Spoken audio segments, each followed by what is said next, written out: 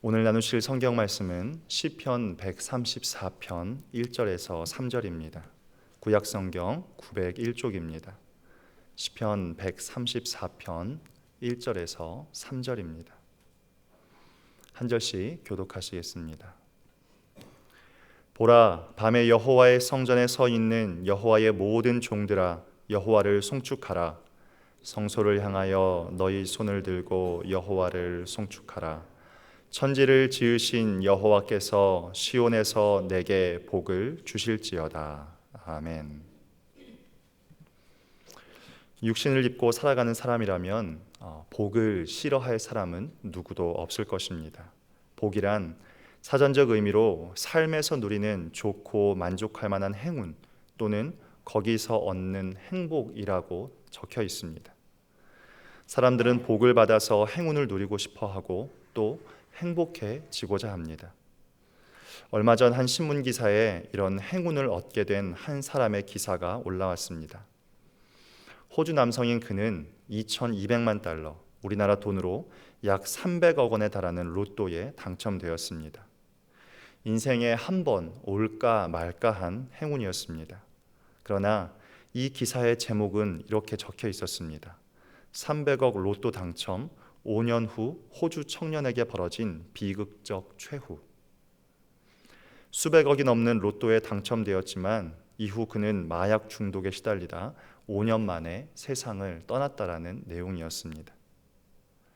세상 모든 사람이 그토록 원하는 복을 받은 사람이었지만 그것은 그에게 진정한 복이 되지 못했습니다. 그러면 진정한 복은 무엇입니까? 어떤 사람이 복받은 사람이며 또 하나님은 어떤 사람에게 진정한 복을 주십니까? 우리는 성경에서 특별히 시편에서 복에 대한 가장 많은 이야기를 발견할 수 있습니다. 66권의 성경 중에 복에 대해서 가장 많이 이야기하는 곳이 시편입니다.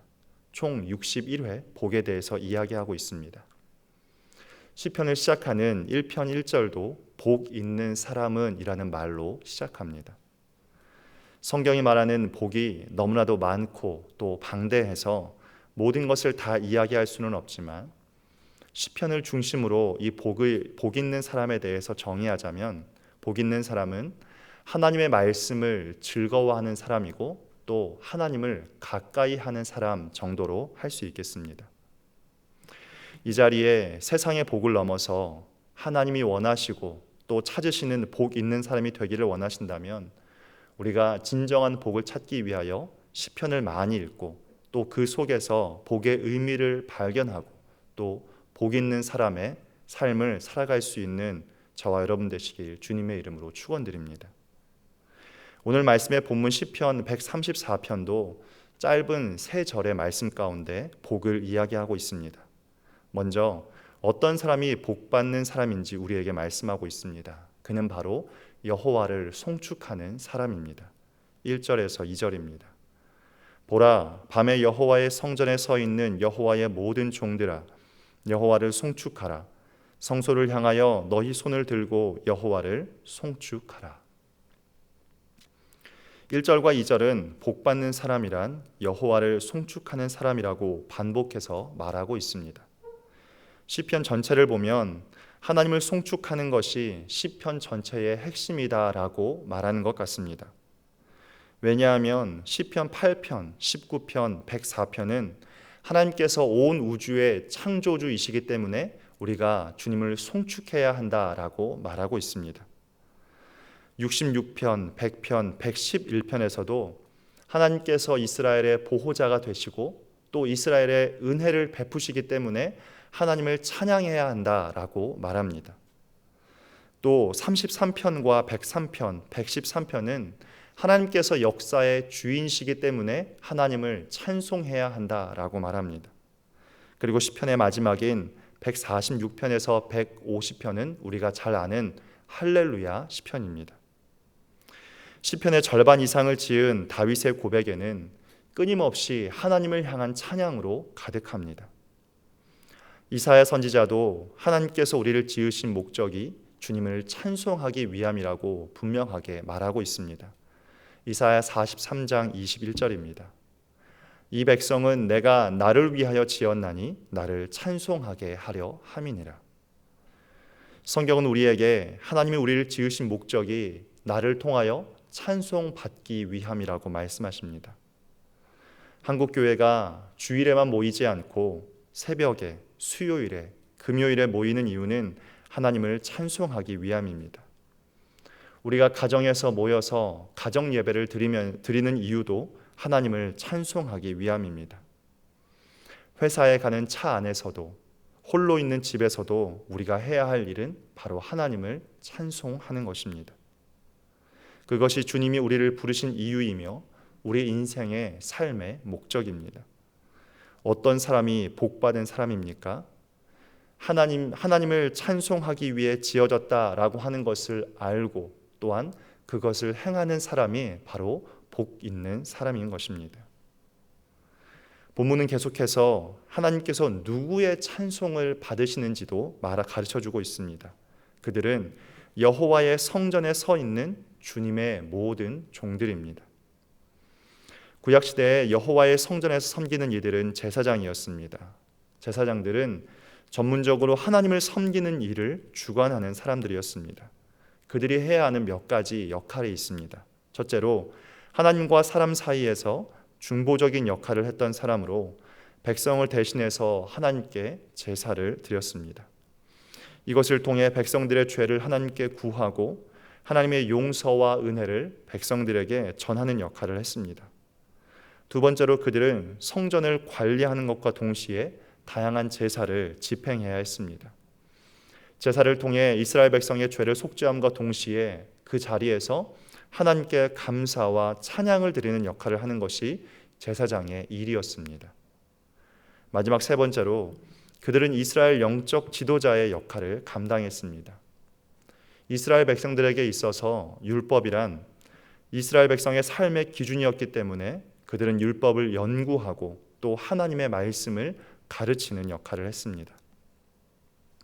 그러므로 제사장들은 이스라엘 백성들의 영적인 지도자로서 백성들에게 하나님의 뜻을 전달하고 그들의 삶을 도우는 일을 했습니다. 정리하면 제사장은 이스라엘 백성들을 대표하는 이들로서 영적인 지도자의 역할, 중보자의 역할, 주님께 대표로 나아가 제사를 드리고 하나님을 찬송하는 역할을 했습니다. 그러면 오늘날은 누가 제사장입니까? 그들은 예수를 그리스도로 믿는 모든 사람을 뜻합니다. 베드로전서 2장 9절의 말씀입니다. 그러나 너희는 택하신 족속이요 왕같은 제사장들이요 거룩한 나라요 그의 소유가 된 백성이니 이는 너희를 어두운 데서 불러내어 그의 기이한 빛에 들어가게 하신 이의 아름다운 덕을 선포하게 하려 하심이라. 성경은 오늘날 주님을 믿는 모든 사람을 향해 왕같은 제사장이라고 말씀하십니다. 왕같은 제사장이 해야 할 역할은 주님의 아름다운 덕을 선포하는 것이다 라고 말씀하십니다. 아름다운 덕을 선포하는 것, 이것이 바로 이사야 43장 21절에 나오는 하나님을 찬송하는 것과 똑같은 의미로 쓰였습니다. 다시 말해 왕같은 제사장의 역할은 바로 하나님을 찬송하는 것입니다. 또한 우리를 향하여서 주님은 여호와의 성전에 서 있는 주님의 종들이라고 말씀하십니다. 종의 역할은 주인의 뜻에 따라서 순종하는 것입니다. 우리는 낮이나 밤이나 여호와의 성전에 있는 사람들이고 낮이나 밤이나 여호와의 성전에 있어야 하는 사람들입니다. 성전에 모인 수많은 사람들이 시간이 지나 밤이 되면 흩어지고 성전을 떠납니다. 그러나 왕같은 제사장인 주님의 종들은 여호와의 집에서 밤을 새워서 주님을 섬겨야 합니다. 여호와의 집에 있는 기도의 불을 꺼트리지 말아야 합니다. 성소를 향하여 손을 들고 여호와를 찬양하기를 멈추지 않아야 합니다. 이것이 바로 주님이 부르신 모든 여호와의 종들의 의무이며 책임입니다. 주인 대신 주님 섬기기를 멈추고 육신의 생각을 따라 살아가고 있지는 않으십니까? 내 안에 기도의 불을 꺼트려 가고 있지는 않습니까? 왕같은 제사장으로서 주님 찬양하기를 멈추지는 않았습니까? 여호와의 성전에 서 있는 그분의 자녀라면, 그분의 종이라면 하나님 찬양하기를 멈추지 마십시다. 왕 같은 제사장으로서 밤에도 기도의 불을 각자의 자리에서 밝힙시다. 성소를 향하여 매일 손을 들고 하나님 찬양하기를 멈추지 맙시다. 그것이 바로 하나님의 자녀의 본분이며 사명인 것입니다. 3절입니다. 천지를 지으신 여호와께서 시온에서 내게 복을 주실지어다. 3절은 우리에게 복을 주시는 분이 누구인지 가르쳐 줍니다. 그분은 천지를 지으신 여호와입니다. 천지를 지으신 여호와란 창조주 하나님을 말하고 있습니다.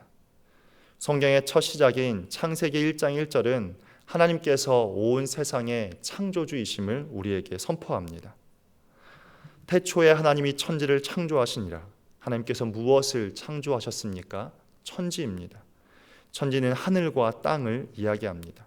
그런데 이 세상에 하늘의 끝이 어디인지 땅의 끝이 어디인지 명확하게 아는 이는 누구도 없습니다. 우리는 그저 세상의 아주 작은 하늘과 땅을 아는 정도입니다. 그러므로 창조주 하나님의 지극히 크고 온전한 비밀을 모두 아는 이는 누구도 없습니다. 그뿐만 아닙니다. 우리는 나 자신에 대해서도 잘 알지 못합니다. 이 땅에 태어난 사람들은 누구나 자신이 누구 있고 또 어디에서 왔고 어디로 가는지에 대해서 궁금해합니다. 10년을 살고 20년을 살고 70년을 살아도 그 해답을 찾지 못하고 헤매며 살아가는 이들이 있습니다. 너무나도 많습니다. 왜 그렇습니까? 천지를 지으신 여호와를 만나지 못했기 때문입니다.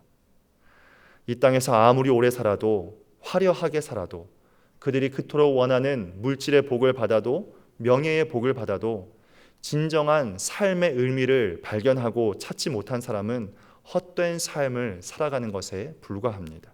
그러므로 우리 인생의 가장 큰 복은 무엇입니까? 바로 창조주 하나님을 아는 지식에 있습니다.